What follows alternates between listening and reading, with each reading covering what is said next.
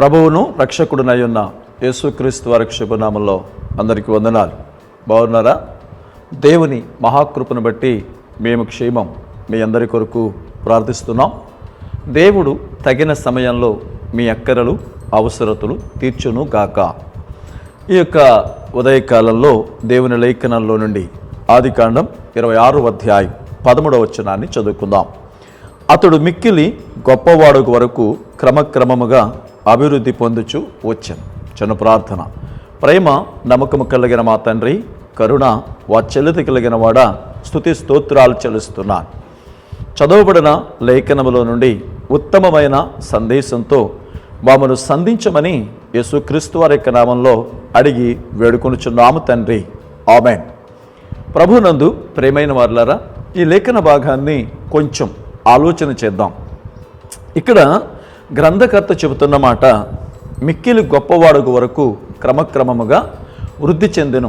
ఎవరా వ్యక్తి అని అడిగితే ఇస్సాకు అని తెలియని వారు ఉండరేమో. ఇస్సాకు అబ్రహాము యొక్క ఏకైక కుమారుడు. ఇప్పుడు అబ్రహాము కుమారుడైన ఇస్సాకు వృద్ధి చెందెను అనే మాటని మనం చూస్తున్నాం. అంటే ఒక వ్యక్తి యొక్క అభివృద్ధి రహస్యం ఏంటి? లేక ఈరోజు ఇస్సాకు జీవనం యొక్క జీవన శైలు లేక ఇస్సాకు అభివృద్ధి రహస్యం ఏంటి అని ఆలోచన చేస్తే కొన్ని విషయాలు మీకు జ్ఞాపకం చేస్తాను. ఎందుకంటే బైబిల్లో ఒక వ్యక్తిని గురించి ధ్యానం చేస్తున్నప్పుడు మనకి బోధైనా కలగాలి, బుద్ధి అయినా రావాలి. అలా లేకపోతే మన జీవితం వ్యర్థమని మీకు తెలుసా? చాలాసార్లు మనం ఆరాధనకు వెళుతున్నాం. ఎలా వెళుతున్నామో చాలామందికి తెలుసా? ఎప్పుడు వెళుతున్నాం కదా, మన వాళ్ళందరూ ఉన్నారు కదా అని స్పృహలోనే వెళుతున్నాం. కానీ మనం వెళ్ళి ఏమి నేర్చుకుంటున్నాం అని ఆలోచించట్లేదు. మనం నేర్చుకున్నవారుగా ఉంటే జీవితాలు అద్భుతంగా మార్చబడి ఉండేవి. ఇక్కడ అతడు క్రమక్రమముగా వృద్ధి చెందెను అంటే అతడు ఎంతగా వృద్ధి చెందాడు ఆ అభివృద్ధి యొక్క రహస్యం ఏంటి అని అడిగితే 22వ అధ్యాయం 9వ వచనం, అలాగూ వారిద్దరూ కూడి వెళ్ళి దేవుడు అతనితో చెప్పిన చోటుకు వచ్చినప్పుడు అబ్రహాము అక్కడ బలిపీఠము కట్టి కట్టెలు చక్కగా పేర్చి తన కుమారుడగు ఇస్సాకును బంధించి ఆ బలిపీఠం పైన అతన్ని ఉంచెను.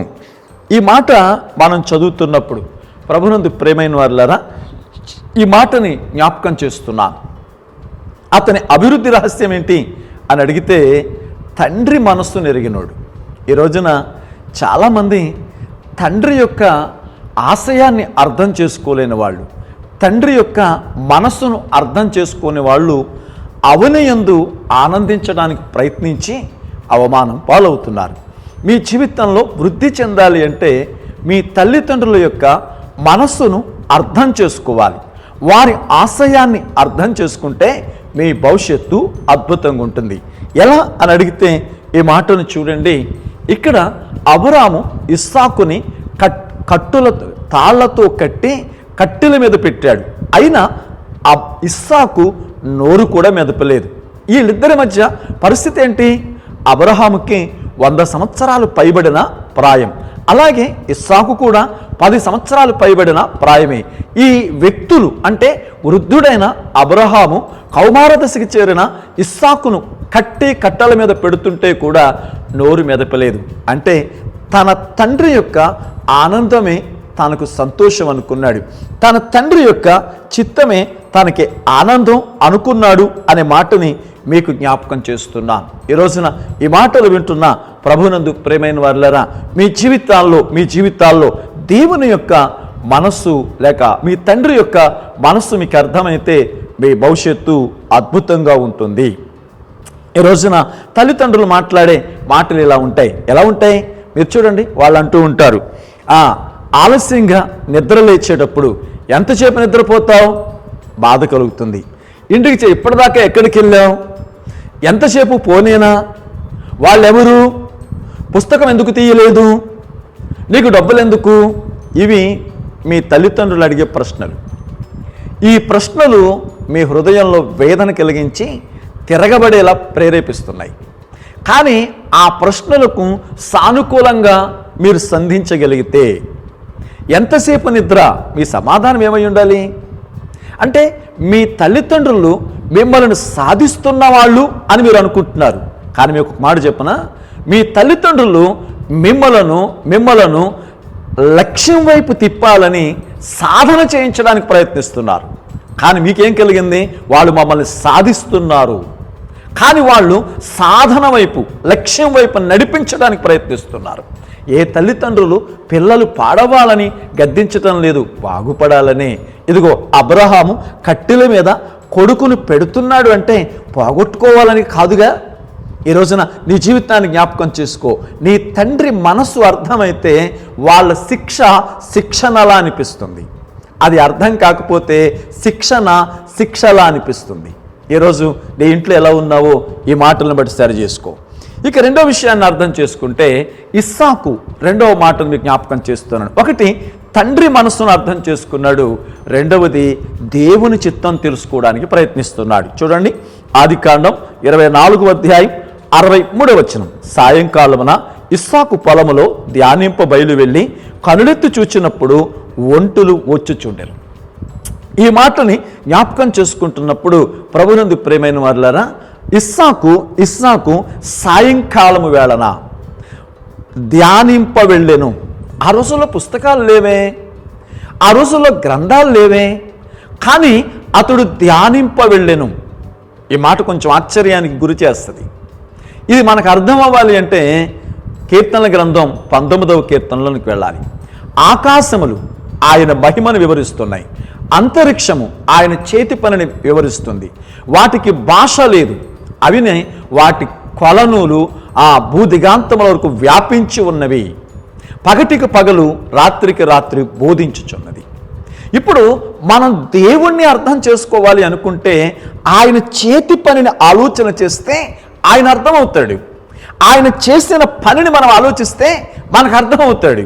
ఈ మాటలు మీకు అర్థమవుతున్నాయి అనుకుంటున్నాను. దేవుని యొక్క లేఖనాన్ని స్పష్టంగా ఆలోచన చేస్తే ఇస్సాకు పొలములో ధ్యానింప వెళ్ళెను. అంటే ఈ మాటను చూస్తున్నప్పుడు అతడు ప్రకృతిని ధ్యానిస్తున్నప్పుడు పరమాత్ముడు అర్థమవుతున్నాడు.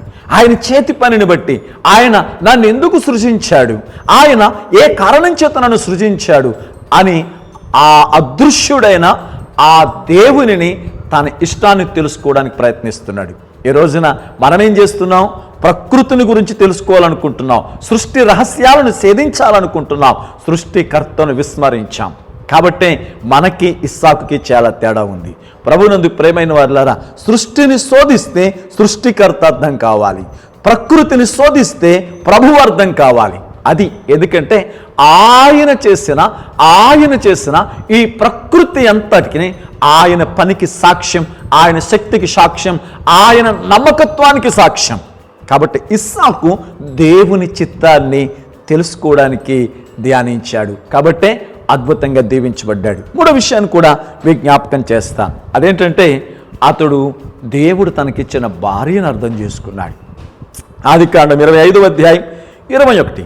ఇస్సాకు భార్య గుడ్రాలు గనుక అతడు ఆమె విషయమై యెహోవాను వేడుకునెను. అతడు ఆమె విషయమై అతనిని వేడుకునెను. ప్రభునందు ప్రియమైన వారులారా, ఈ మాటలు ఒకసారి మీరు అర్థం చేసుకోవడానికి ప్రయత్నం చేయండి. ఈ మాటలు అర్థం చేసుకోండి. ఇస్సాకుకి 40 సంవత్సరాల వయసులో పెళ్ళయింది.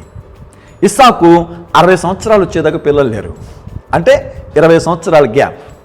ఈ 20 సంవత్సరాలు ఒకళ్ళ బలహీనతలను చూసుకుని ఒకరితో ఒకరు పోట్లాడుకోలేదు, కానీ ఒకరి బలహీనతలో మరొకరు బలముగా నిలబడ్డారు. ఇది ఎప్పుడు అర్థమవుతుంది, ఎప్పుడు సాధ్యమవుతుంది? భార్యాభర్తల మధ్య అర్థం చేసుకునే తత్వం, అండర్స్టాండింగ్ ఈచ్ అదర్. ఒకరినొకరు అర్థం చేసుకున్నప్పుడు జీవితం అద్భుతంగా ఉంటుంది. ఇప్పుడు ఇస్సాకు అభివృద్ధి చెందడంలో రహస్యం ఏంటంటే భార్యను అర్థం చేసుకున్నాడు. ఇప్పుడు ప్రభువు దగ్గర ప్రార్థిస్తూ వచ్చాడు. 3 విషయాలు చెప్పాను మీకు. అతడు తండ్రి మనస్సును అర్థం చేసుకున్నాడు, దేవుని చిత్తాన్ని అర్థం చేసుకున్నాడు, భార్య స్థితిని అర్థం చేసుకున్నాడు. తండ్రికి లోబడ్డాడు, దేవుణ్ణి ఆరాధించాడు, భార్యను ప్రేమించాడు. కాబట్టే భౌతికంగా దీవించబడ్డాడు. ఎంత అని అడిగితే చెప్పలేం. అతడు క్రమక్రమముగా వృద్ధి చెందెను, మిక్కిలి గొప్పవాడు, మిక్కిలి గొప్పవాడు. ఈ మాటలు వింటున్న నీవు నీ జీవితంలో వృద్ధి చెందాలి అంటే ఒకటి, నీకు జన్మనిచ్చిన నీ తల్లిదండ్రులకు విధేయత చూపు. నీకు ఈ ఆకారం ఇచ్చి ఈ సృష్టిలోకి రావడానికి కారకుడైన ప్రభువుని ఆరాధన చేయి. దేవుడు నీకు అనుగ్రహించిన నీ భార్యను, నీ పిల్లలను ప్రేమించి నీ బ్రతుకును కట్టుకుంటే జీవితం అద్భుతంగా ఉంటుంది. అంతేనే కానీ నీ తండ్రిని అర్థం చేసుకోలేక, దేవుణ్ణి ఆరాధించలేక, నీకిచ్చిన కుటుంబాన్ని నీవు ప్రేమించలేనప్పుడు ఈ అవనయందు ఎంతున్నా దండగే, ఏమున్నా వ్యర్థమే. కనుక నీ మాటలు వింటున్న ప్రభునందు ప్రేమైన వారులారా, మన ప్రభు అయిన యేసుక్రీస్తు వారిని కూడా ఒక్కసారి మీరు చూడండి. ఆయన తన తండ్రి అయిన యోసేపుకి లోబడి ఉన్నాడు. ఆయన తండ్రి దేవునిని ఆరాధన చేశాడు. ఆయన తన సంఘమును ప్రేమించి అది ముడతైనను కలంకమైన లేకుండానట్లు దాని కొరకు తన ప్రాణమునిచ్చాడు. అంటే యేసుక్రీస్తు ఎలా జీవించాడో ఇస్సాకు కూడా అలాంటి మాదిరిని అనుసరించినట్టు చూస్తున్నాం.